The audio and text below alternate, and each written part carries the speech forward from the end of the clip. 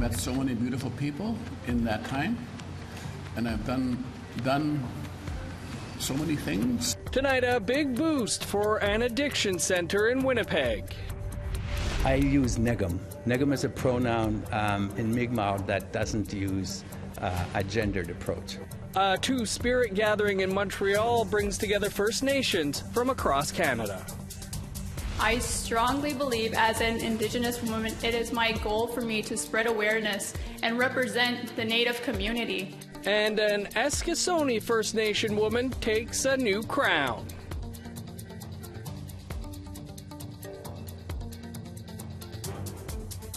Good evening, I'm Dennis Ward. Welcome to APTN National News. We begin out west, where wildfire officials in Alberta say this has been the most active season on record, with close to 1 million hectares already scorched by wildfires so far. Part of what makes this wildfire season unusual is the number of large-scale wildfires burning across the province. Those fires were fed by very hot, dry conditions and strong winds, which caused them to grow in a short amount of time.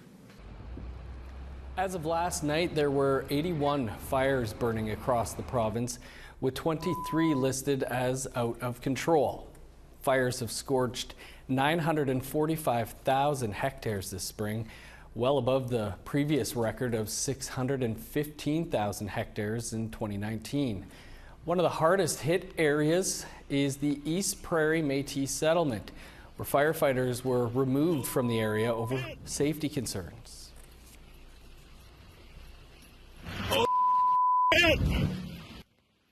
Alberta Wildfire says 56 firefighters and 4 pieces of heavy equipment are working on that fire that has already burned more than 92,000 hectares. Rain is moving through the area, bringing some hope to fire crews. Meanwhile, the Mitchell Ridge wildfire in Kootenay National Park has slowed in growth. The lightning-sparked wildfire has grown to 259 hectares, but officials say it poses no threat to public safety. Meanwhile, a thick haze from the wildfires forced officials to delay kickoff for the preseason battle between the Calgary Stampeders and the Edmonton Elks by half an hour. Air quality eventually improved later in the afternoon as showers moved through the area. At one point, lightning forced the players to leave the field. The Tatasqueyak Cree Nation in northern Manitoba is having more than its fair share of house fires. One band member says there were 2 over the long weekend, including the one he was living in. This is all that's left of the house belonging to Josephine Keeper on the Tatasqueyak First Nation, about 800 kilometers north of Winnipeg. It burned to the ground early Sunday morning before volunteer firefighters arrived. Leon Keeper and his family were living at the house with his sister's family after Leon lost 4 children in a fire last fall in the city of Thompson. Both families were at the Manitoba Festival in Winnipeg over the weekend. Leon says there was another fire Sunday. That's 5 this year alone. The Band Council and Red Cross are helping the Keepers find housing in Winnipeg. Relatives have started a GoFundMe page. We always want to hear what you think about anything you've seen here. Here's how you can get in touch with us. You can send us an email to news@aptn.ca or leave a comment on our stories on our website. That's aptnnews.ca. You can also find us on Facebook, Twitter, Instagram, YouTube, and TikTok. The Native Addictions Council of Manitoba's aging building will be getting a $21.6 million upgrade. APTN's Leanne Sanders has more. It's still in the dreaming and planning stage, but the executive director of the Native Addictions Council of Manitoba says they're thinking big. The funding will come from Infrastructure Canada, and Teresa Crow, spreading his wings, says the modernizing of the building is the top priority. We want to take some of the institutionalized look away from this. This used to be an old hospital, a nuns hospital that was donated to Native addiction when it was known as Pritchard House back in 1984-85. Once we hire our architectural team, what we'll do is we'll start to focus on our priority spaces. So like the energy saving component, which is the key to this whole project. MP Kevin Lamoureux says the infrastructure funding will see the building get energy efficient upgrades, including geothermal heating and cooling and solar panels. Once it's completed, think about it in this sense. The building will see almost a 70%, 69.6% reduction in greenhouse gas emissions and 70.8% in energy savings. Other upgrades include making the rooms safer, installing new elevators to replace the relic that is still operating, and supporting the development of new programs. Elder Don Robinson says the facility helped him achieve sobriety in 1984, and it's made all the difference in his life. I have met so many beautiful people in that time, and I've done so many things, started a family, and was able to achieve so many things, but only because I got to start here. With a 50-year history of helping relatives in Manitoba, the Native Addictions Council of Manitoba is hoping the $21 million investment will help them continue their work for decades to come. Leanne Sanders, APTN National News, Winnipeg. Good work being done over there. We recently had Teresa Crow spreading his wings on Face to Face. You can find that episode over on our website. Time to step aside for a break. Still to come, a woman from Eskasoni First Nation has a new title. Being Indigenous, being the first woman crowned Miss Canada United World was honestly just so amazing to me, and I was just so happy and so excited.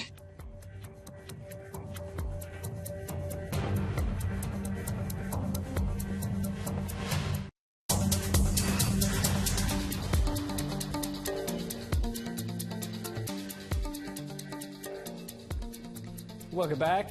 A Two-Spirit gathering at McGill University brought together prominent Two-Spirit researchers and activists from across Canada. They discussed the issues Two-Spirit people are facing today and celebrate how far they've come. Amelia Fournier has more. We are a collective of people. We need to be with each other, just as we are in this room, that we feel that life force from each other. As part of the Day Against Homophobia and Transphobia, Two-Spirit activists, researchers, and educators gathered at McGill to present their work and bring community together. Ben Jibo, a member of the Yankton Sioux tribe of South Dakota, helped organize the gathering. He says Two-Spirit organizations are necessary to provide care to marginalized people. That's the biggest issue that we all face, is that we're on the outside of many of the mainstream society, and because of that, we don't have the same access to support. So there's very little prevention. It's usually after something happens, a recovery, but not really trying to prevent it. John R. Sillaboy of the Eskasoni Mi'kmaq Nation does not use English pronouns. I use negum. Negum is a pronoun in Mi'kmaq that doesn't use a gendered approach. Sillaboy says that the Wabanaki Two-Spirit Alliance was formed in 2011 as a reaction to a crisis. We had lost people to suicide. And in one community, there were 4 out of 10 people that committed suicide who were two-spirited. And so we started having gatherings as a way to heal and to address the knowledge gaps around different things about Two-Spirit people. Negum is helping organize the 36th International Two-Spirit Gathering to be held in July in Nova Scotia. Sillaboy is also researching Two-Spirit identity in Negum's PhD research at McGill. What we're cultivating, let's say, through doctoral studies, and my research with community, which is a two-eyed seeing approach, is to understand what we're cultivating today will be useful for not just the next generation, we're talking about the next 7 generations. Diane Nabal, who is Ganya-Gahaga, is also trying to help raise awareness of Two-Spirit identities. Nabal is one of the co-founders of Quebec's first regional Two-Spirit group, the Two-Spirit Indigiqueer Circle, launched in January. Labelle says Indigiqueer will do community outreach to bring awareness to Two-Spirit identities across First Nations in Quebec. Dans nos communautés, c'est certain que les gens vivent cette différence, cette diversité de sexualité ou de genre, mais n'ont aucun terme pour être capable de s'identifier. Alors, il y a beaucoup de travail à faire en termes d'information auprès des intervenants, c'est certain, dans les communautés, mais surtout auprès de la population qui est là. Indigiqueer is also spearheading Kahnawake first ever 2S LGBTQ parade, set to take place next month. Emilia Fournier, APTN National News, Montreal. First Nations women continue to dominate the pageant world as a Mi'kmaq woman from the Eskasoni First Nation in Nova Scotia now wears a new crown. Megan Kateri Basque is the new Miss Canada United World. Here's Annette Francis with more. This was a moment Megan Bosk had been dreaming of. The 24-year-old Mi'kmaq woman walked away with the crown on Mother's Day weekend in London, Ontario. Being Indigenous, being the first woman crowned Miss Canada United World was honestly just so amazing to me, and I was just so happy and so excited. Bosk's first beauty pageant was in 2015. She says a well-known Cree woman mentored her. And Ashley Collingbold, a former Miss Universe, she was our mentor there, and she was just so inspiring to me, and I was just so amazed by, you know, her beauty and just how smart she was and representing First Nations people. That experience kept her working towards her pageantry goals. Glamorously clad in her red dress to honor missing and murdered Indigenous women and girls, here's how she answered the question, what is the most important part of a beauty pageant? She said inspiration. I strongly believe as an Indigenous woman, it is my goal for me to spread awareness and represent the Native community. Back home, we do suffer from generational trauma. And so for me, it is a big part to teach not only me, but my son and my community how to break that cycle. Indigenous women are taking pageant titles and using them to help others in communities like their own. Earlier this year, Emma Morrison from Chapleau Cree First Nation was crowned Miss World Canada. You know, I've been following her pageant journey on social media, so it's really nice to see us Indigenous women, you know, thrive in the pageant world. Basque plans to get right to work with her new title. I actually have a pageant coming up in Siboney where I will be a mentor at that pageant. So it's just, you know, speaking engagements and just hoping to inspire other women. The next step for Basque is the United World Pageant in Texas this September. Annette Francis, APTN National News, Ottawa. Awesome stuff. Congratulations.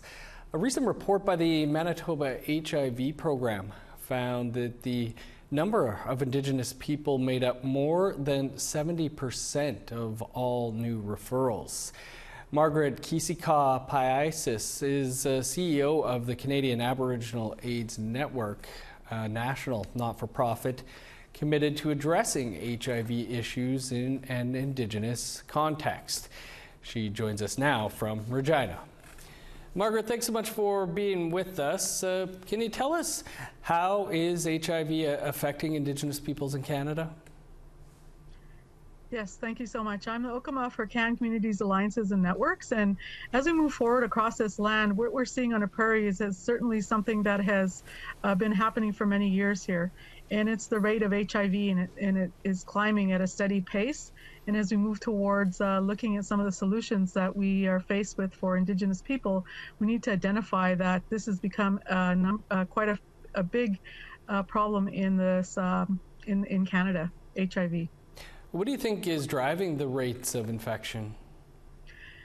You know, most currently with the past pandemic, COVID that happened, this certainly increased the number of people that are becoming infected with HIV across this land.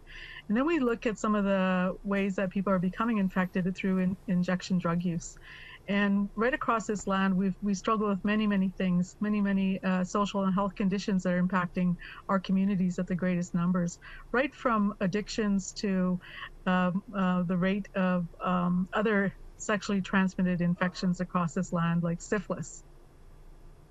You've partnered with a few other organizations for the nationwide I'm Ready HIV self-testing project. Can you tell us more about that project? Yes, most recently we have put together a national Indigenous leadership team from people from across this land, Indigenous leaders that have been working in HIV for many years and have been bringing solutions to light.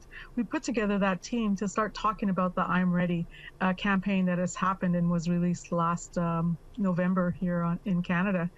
And so as we begin to talk to these leaders, we're asking some very specific questions on how we can work towards some of these solutions around the self-testing for Indigenous people. And what we've heard is that we are ready as Indigenous people to start that work on this land. And how that looks and who does this work has to be really led by Indigenous people. So we're talking about solutions that are going to be available to Indigenous people, but we also have to talk about who's going to be there to help them when those test results come back, and who's going to lead them towards some of the existing care, treatment, and support services that are right now on this land, and how that looks. You know, we talk about balancing medications with medicines. As Indigenous people, we've been traditional medicine keepers for many years on this land, and part of those medicines has to work hand in hand with this test that comes along to talks to you about having HIV. And today, HIV is a chronic illness that you can live with, and you can become undetectable. And so, but we need to look at how can we as Indigenous people lead other Indigenous people to this place where they become undetected, where they also are dealing with some of those things that have happened in their lives that have why they have come to that place where they become HIV positive. And so we're looking at some of the deeper rooted issues maybe in their lives that need to be addressed.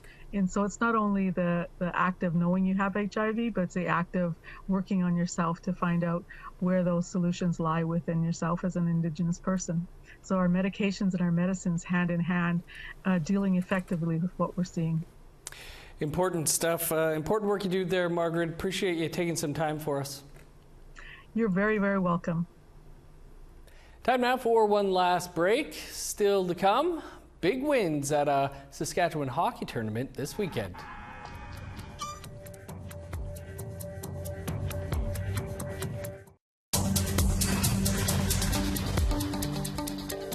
Welcome back. Time now for our photo of the day. And here's the scene outside of Winnipeg Hospital. Cheryl McKenzie shared this picture of a cordoned off area protecting a nesting goose. Name sounds familiar. If you want to be featured as our photo of the day, you can email your pictures to share@aptn.ca or tag APTN News on the gram. Now let's take a look at tomorrow's weather forecast. Starting on the East Coast, 15 in Halifax, sunny, and 19 for Fredericton. +1 with snow in Kuujjuaq, 8 in Nain. 23 with showers in Montreal, 10 in Val-d'Or. Sun's out and 16 for Sault Ste. Marie, rain and 13 for North Bay. Sunny and 11 for Thunder Bay, sunny and 17 in Sioux Lookout. 13 for God's Lake, Norway House and Puckatawagan. 21 in Winnipeg, 22 for Dauphin. 28 in Regina, showers and 19 for Saskatoon. Rain and 19 for Meadow Lake, cloudy and 19 for Buffalo Narrows. In northern Alberta, showers and 22 for High Level, rain and 19 in Fort McMurray. 20 for Edmonton, rain and 22 in Lethbridge. 19 with rain in Vancouver, cloudy and 23 for Kamloops. Showers and 19 in Prince George, sunny and 22 in Smithers. +7 in Old Crow, cloudy and 18 for Whitehorse and Dawson. 20 in Yellowknife, 19 in Norman Wells. 0 in Sax Harbor with a chance of snow and +1 in Paulituck. 14 above for Baker Lake, 9 in Chesterfield. -6 with snow in Resolute, 4 below in Arctic Bay.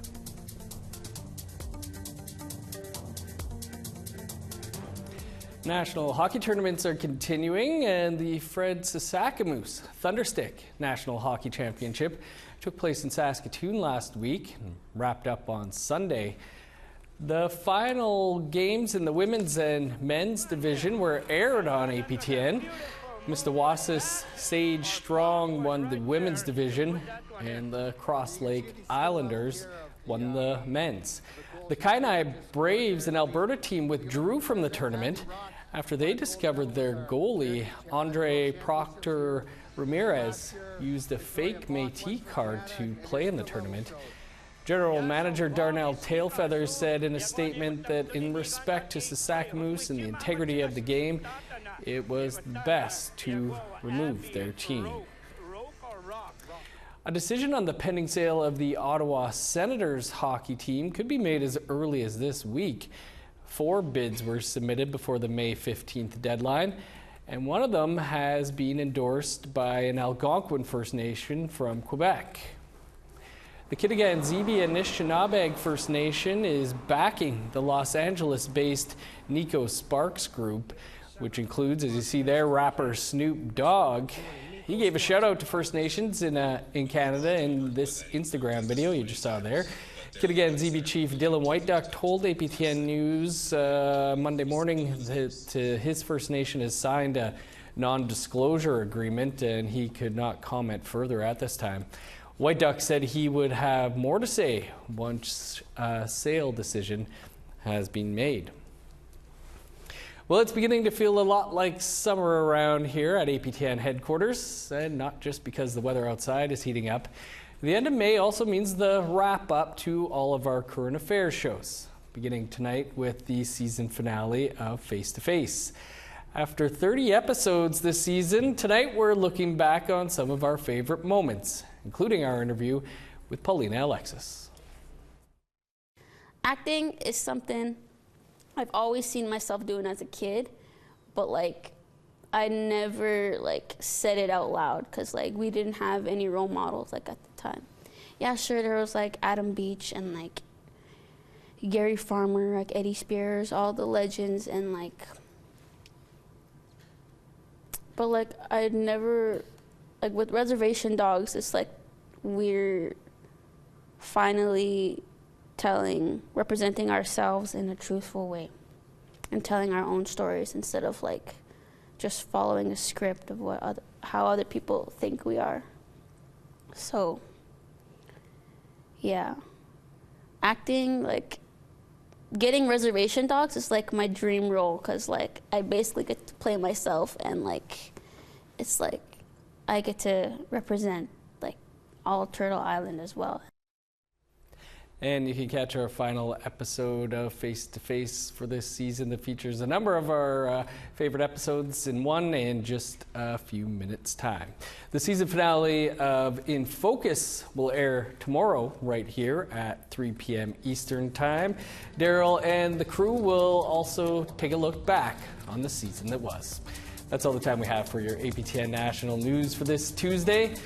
For news anytime, visit our website, aptnnews.ca. I'm Dennis Ward. Thanks for being with us. Have a great night.